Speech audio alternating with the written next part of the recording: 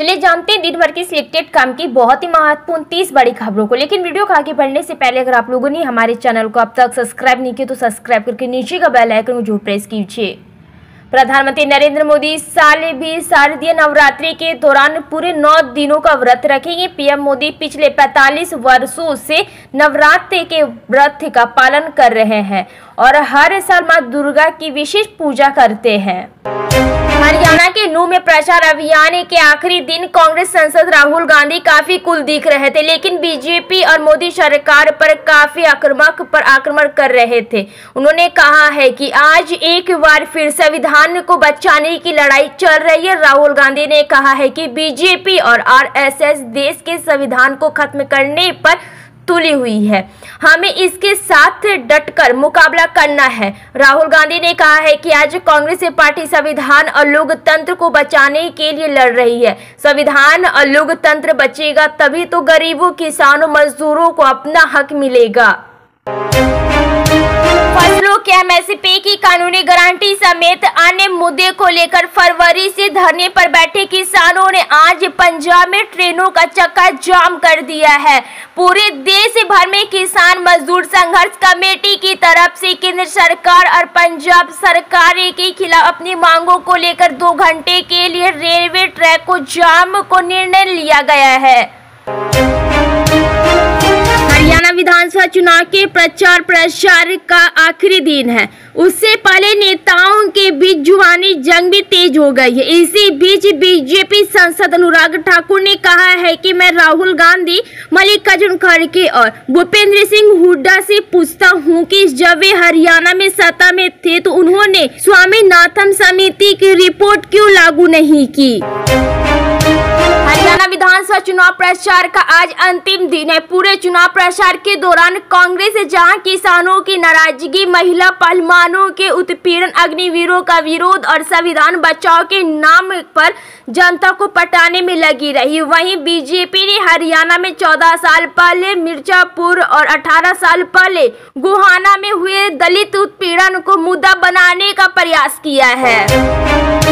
महाराष्ट्र में इसी साल के अंत तक विधानसभा चुनाव होने हैं। चुनाव विभाग अगले कुछ दिनों में तारीखों का ऐलान कर सकता है। इसी बीच महाअघाड़ी और महायुक्त लगातार सीट शेयरिंग को बैठक कर रहे हैं।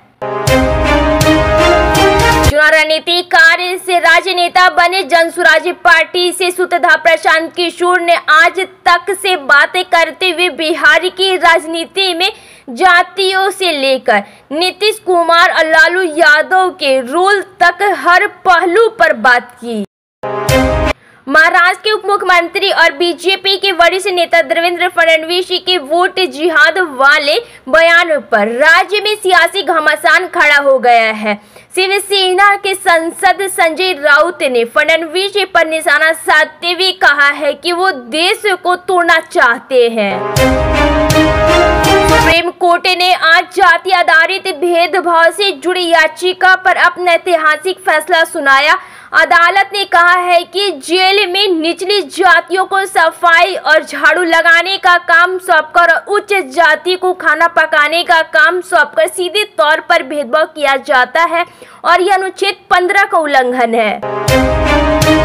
योगी सरकार का जोर किसानों की आय में वृद्धि करने का उत्तर प्रदेश के 89 कृषि विज्ञान केंद्र है। हर एक केंद्र द्वारा अपने कार्य क्षेत्र के 2-2 गांवों को गोद लिया जाएगा। प्रधानमंत्री नरेंद्र मोदी की तरफ से आवास जनजाति ग्राम उत्कर्ष अभियान शुरू किया गया।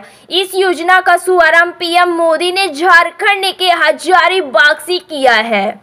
पेरिस ओलंपिक और पैरालंपिक में पदक जीतने वाले मध्य प्रदेश के खिलाड़ियों को राज्य सरकार की ओर से 1-1 करोड़ रुपए की राशि और राजकीय सेवा में नियुक्ति प्रदान की गई है।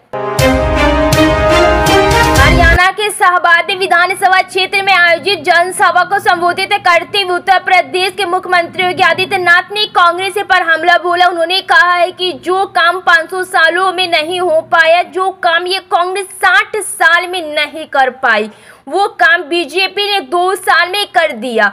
डबल इंजन की ताकत क्या होती है, इसका उदाहरण अयोध्या में राम मंदिर और कश्मीर में 370 हटाना है।